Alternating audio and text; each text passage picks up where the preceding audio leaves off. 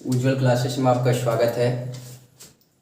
बंधु, आज हम लोग पढ़ेंगे क्लास 12 केमिस्ट्री का सॉल्यूशन चैप्टर को पढ़ते हैं। ठीक है, सॉल्यूशन चैप्टर में आज हम लोग देखेंगे हेनरी का नियम को, किस प्रकार से हेनरी ने एक नियम को सत्यापित किया था।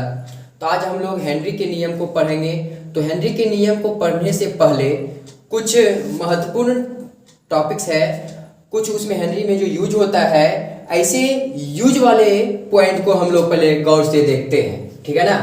तो सबसे पहले आज हम लोग जानते हैं कि विलय की मात्रा के आधार पर विलयन को कितने प्रकार में बांटा गया है। तो इनके जो प्रकार होते हैं, यानी विलय की मात्रा के आधार पर, विलय मतलब वैसा पदार्थ जो किसी भी चीज में घुल जाता है, जैसे चीनी पानी में घुल जाता है, तो चीनी यहाँ पर विलय हो गया। तो इस प्रकार जो विलय है, ये मात्रा के आधार पर विलयन कितने प्रकार के होते हैं, आज सबसे पहले हम लोग ये जानते हैं। ठीक है बंधु, तो सबसे पहले हम लोग जानते हैं ये कितने प्रकार के होते हैं। तो फर्स्ट होता है संतृप्त विलयन। तो इससे पहले बता दूं, ये 3 प्रकार के होते हैं। इनको जो बांटा गया है 3 भागों में बांटा गया है। पहला होता है संतृप्त विलयन, दूसरा होता है असंतृप्त विलयन, और तीसरा होता है अति संतृप्त विलयन। तो संतृप्त क्या होता है, असंतृप्त विलयन क्या होता है, और अति संतृप्त विलयन क्या होता है, हम लोग सबसे पहले ये तीनों पॉइंट के बारे में गहराई से जानेंगे। ठीक है, आज आप लोग नहीं समझिएगा, कभी नहीं समझिएगा।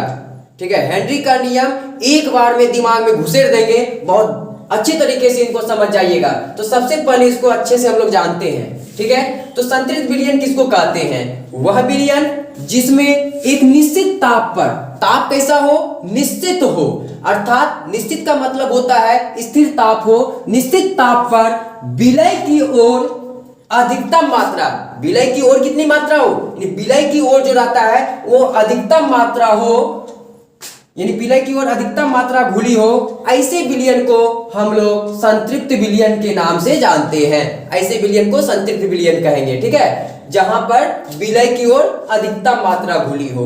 अब आगे देखते हैं हम लोग असंतृप्त विलयन। बोलता है वह विलयन जिसमें एक निश्चित ताप पर विलय की ओर, देखिए यहाँ पे घुली हो, यहाँ पे बोलता है विलय की ओर अधिकतम मात्रा घुलाई जा सके। वह घुली हुई थी, इसमें घुलाई जा सके, यानी घुलाने का प्रयास किया जा सके, ऐसे विलयन को असंतृप्त विलयन कहते हैं। ठीक है बंधु, समझ में आ रहा है अच्छे से? तो लाइक कीजिएगा, कमेंट कीजिएगा, साथ ही साथ चैनल पर नए हैं तो आप चैनल को सब्सक्राइब कीजिएगा। ठीक है, अब आगे हम लोग चलते हैं। अति संतृप्त विलयन किसे कहते हैं? वह विलयन, यानी वह संतृप्त विलयन, कैसा विलयन? संतृप्त विलयन। वह संतृप्त विलयन जिसमें विलयन का जो ताप होता है उसको बढ़ाकर, विलयन का ताप क्या करेंगे हम लोग?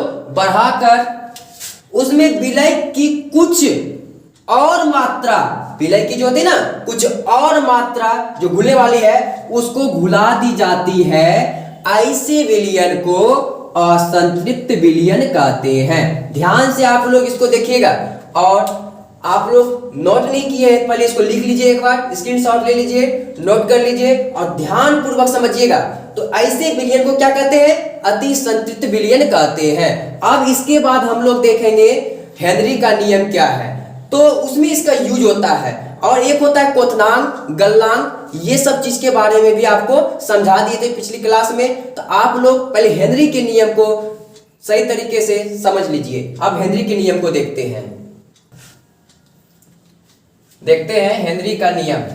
ठीक है, हेनरी ने अपना एक नियम दिया है। हेनरी ने क्या कहता है?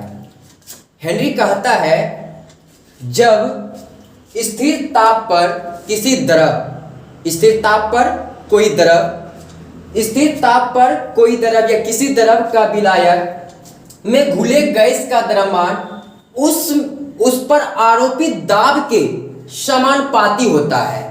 हेनरी कहता है कि कोई एक बर्तन ले लीजिए आप। ठीक है, देखिए ध्यान से देखिएगा, मान लेते हैं ये हमारा एक पात्र है, इसमें पानी है। पानी क्या है? द्रव है। ठीक है, पानी द्रव है।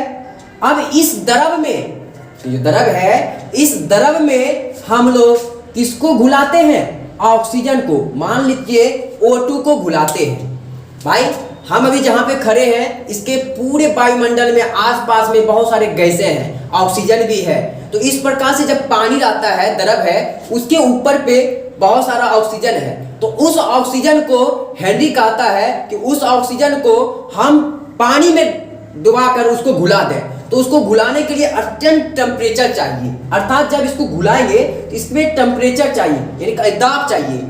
तो इसको बहुत सारा दाब चाहिए। तो जब इसको अधिक दाब देंगे तो ये ऑक्सीजन क्या होगा, अधिक घुलेगा। तो जब ये अधिक दाब देंगे ये अधिक घुलेगा, अर्थात अधिक दाब पर अधिक घुलना ही समानुपाती कहलाती है। ठीक है, तो कहने का अर्थ है कि कोई भी स्थिर ताप पर द्रव को किसमें घुलाते हैं, द्रव में गैस को घुलाते हैं। तो जितना इसको गैस को घुलाएंगे तो उतना दाब देंगे तो ये उतना अधिक घुलेगा। तो ऐसे जो घुलते हैं इसको हम लोग समानुपाती कहते हैं। तो ये सिद्धांत, ये चीज सबसे पहले कौन दिया था, हेनरी साहब ने दिया था।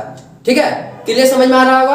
अब हम लोग चलते हैं, अब देखिए जो घुलाते हैं तो द्रव्यमान, कहने का अर्थ है जो द्रव्यमान होता है जिसमें घुलाते हैं पानी का द्रव्यमान, तो उस द्रव्यमान को हम लोग किससे सूचित करते हैं, एम से। और कहता है एम जो है वो समानुपाती है किसका, गैस का। तो यानी कहने का एम समानुपाती है, अब गैस का, लेकिन गैस किस पे, तो दाब पर, दाब मतलब प्रेशर। तो एम समानुपाती हो जाएगा प्रेशर का। ठीक है, अब जब m समानुपाती प्रेशर का होगा तो आप जानते हैं ये जो है ये समानुपाती का चिन्ह है। जब समानुपाती का चिन्ह को हम लोग हटाएंगे तो m बराबर Kp, यानी जैसे समानुपाती चिन्ह घसकता है तो P के दाब के K क्या हो जाते हैं, गुणक हो जाते हैं, K गुना में आ जाते हैं। तो यही चीज हेनरी कहा है। हेनरी का नियम आपको अच्छे से समझ में आ गया होगा। हेनरी कहता है, क्या कहता है, फिर से एक बार रिपीट कर देते हैं, स्थिर ताप पर किसी द्रव विलायक में घुले गैस का द्रव्यमान उस पर आरोपित दाब के समानुपाती होता है। m समानुपाती है P के और m बराबर Kp, जहां हम लिख दिए हैं m बराबर घुली हुई गैस की द्रव्यमान है और P गैस का आंशिक दाब है, जबकि K क्या है, हेनरी का नियतांक बोलिए, स्थिरांक बोलिए या कांस्टेंट, कुछ भी बोल सकते हैं। ये हो गया। तो इस प्रकार से आपको, मुझे उम्मीद है कि हेनरी का नियम बिल्कुल अच्छी तरीके से आपको समझ में आ गया होगा।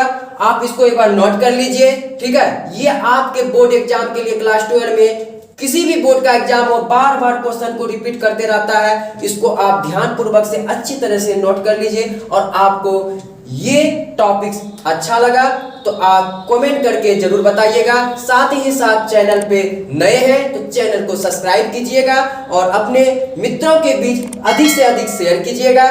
ठीक है, धन्यवाद।